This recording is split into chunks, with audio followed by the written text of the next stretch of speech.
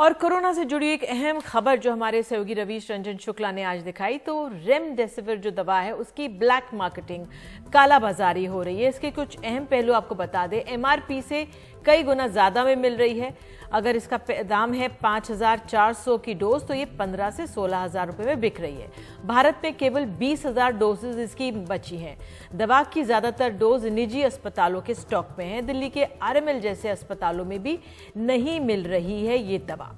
तो इस समस्या को समझने के लिए और समझाने के लिए हमारे साथ हमारे सहयोगी रवीश रंजन शुक्ला भी मौजूद हैं और साथ ही महेश दोशी जो अध्यक्ष हैं इंडियन ड्रग्स मैन्युफैक्चरर एसोसिएशन के, वो भी हमारे साथ हैं। तो पहले महेश जी, मैं आप ही के पास आऊंगी और हम इंतजार करते रवीश का भी वो जुड़े। महेश जी, ये दवा जो इतनी महत्वपूर्ण है, इसकी कालाबाजारी हो रही है।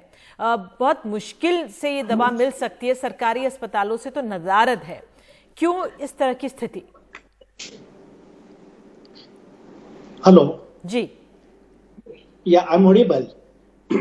सी बाबा, नमस्कार। सबसे पहले एनडीटीवी के दर्शकों को अच्छी सेहत की शुभकामना करते हुए जी। ये about this remdesivir actually Gilead biopharmaceutical company की दवाई है जो इबोला के लिए बनाई गई थी, लेकिन वहां पे ज्यादा वो इफेक्ट नहीं हो पाई थी।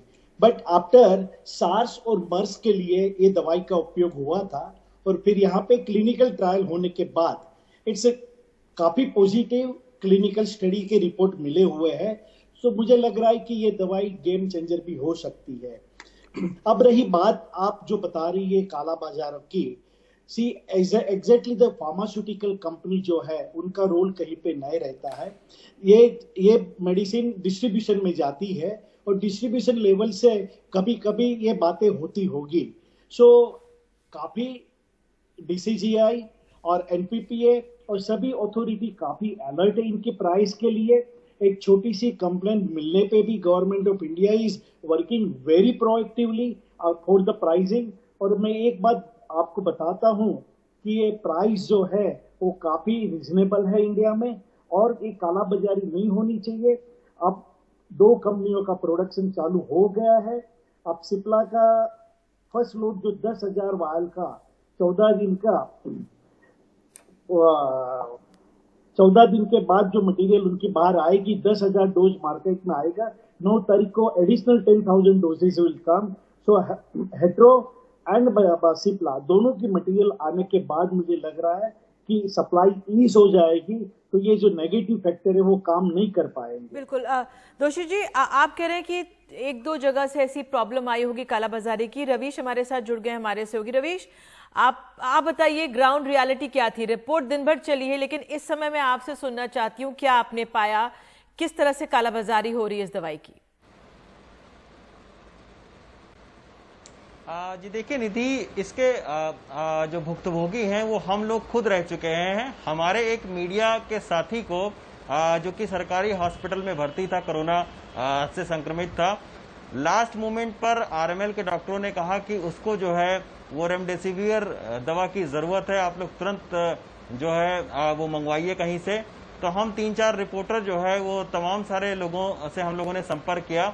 तब ये पता चला कि जो 5,400 रुपए की जो दवा है वो ग्रे मार्केट में मिल रही है और बड़ी मुश्किल से कई सारे फोन करने के बाद में हमें 10 से 11,000 रुपए में एक डोज मिला।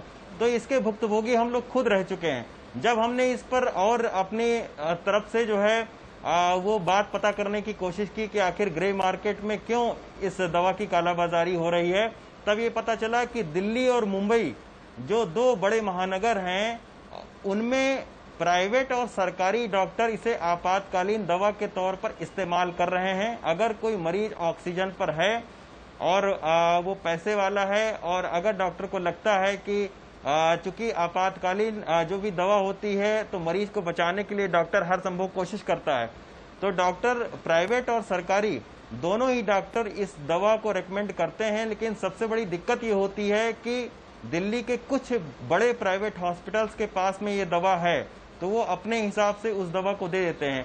लेकिन अगर किसी का मरीज जो है वो सरकारी हॉस्पिटल में भर्ती है या छोटे प्राइवेट हॉस्पिटल में भर्ती है तो उसके लिए दवा का ये जुगाड़ कर पाना, दवा को खरीद पाना बेहद मुश्किल है। हालांकि कंपनी ये कहती है दवा की कि आप ऑनलाइन खरीद सकते हैं, क्योंकि इस दवा को आप खुले बाजार में उपलब्ध नहीं होती है। ये दवा जो है वो हॉस्पिटल के जरिए या तो आप खरीद सकते हैं, क्योंकि इस दवा को खरीदने में मरीज का आधार कार्ड लगता है और बाकायदा डॉक्टर का जो रिकमेंडेशन लेटर होता है वो उस पे लगता है, तब ये दवा मिलती है।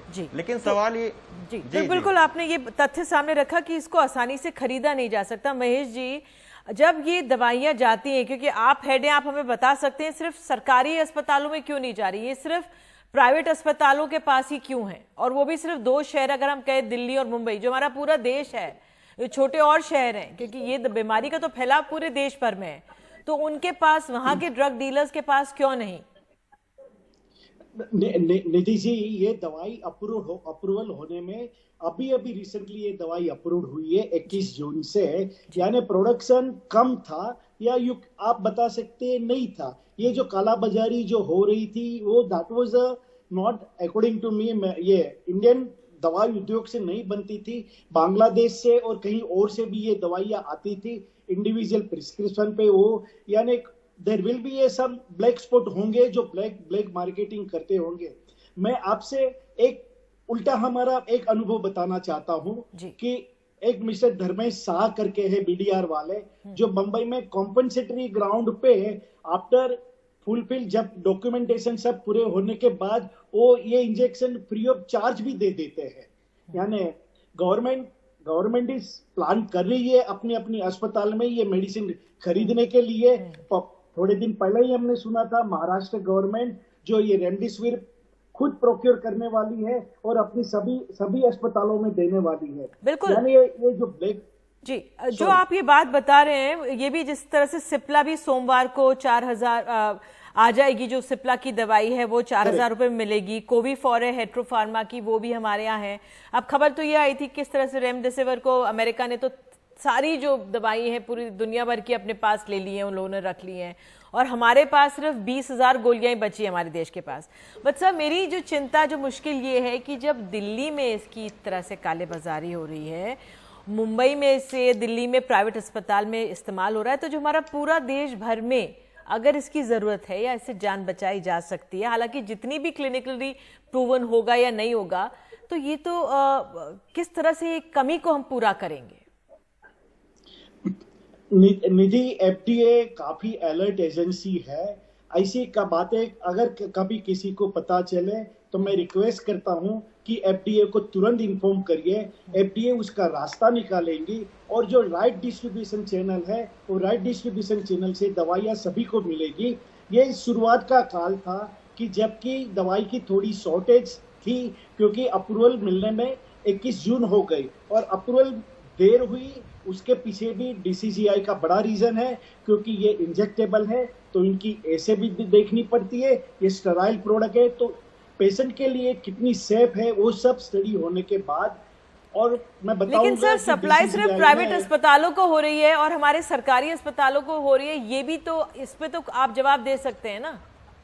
या मैडम जी, सरकारी अस्पतालों को भी सप्लाई पूरी होनी चाहिए और सरकारी अस्पतालों में सप्लाई के लिए कुछ तरीका रहता है टेंडर का या उनकी खरीदी का, जो भी तरीका है वो तरीके से अगर वो लोग बाई करेंगे तो मटेरियल मिल जाएगी। मैंने अभी आपको बताया महाराष्ट्र गवर्नमेंट ने डिसाइड किया है कि रेमडेसिविर वो खुद परचेज करेंगी और बड़ा स्टॉक परचेज करके उनकी सभी अस्पतालों में वो अपनी ओर से सप्लाई करेंगे। लेकिन मुझे लग रहा है ये टेम्पररी फिनोमिना है और ये जल्दी से जल्दी खत्म हो जाएगा, क्योंकि इस दवाई की जो एक्सपायरी है वो 3 महीने की है। यानी एम्पल स्टॉक ऑफ मटेरियल बाजार में मिल जाएगी। सिप्ला का 9 तारीख तक 10,000 वायल आ जाएंगे।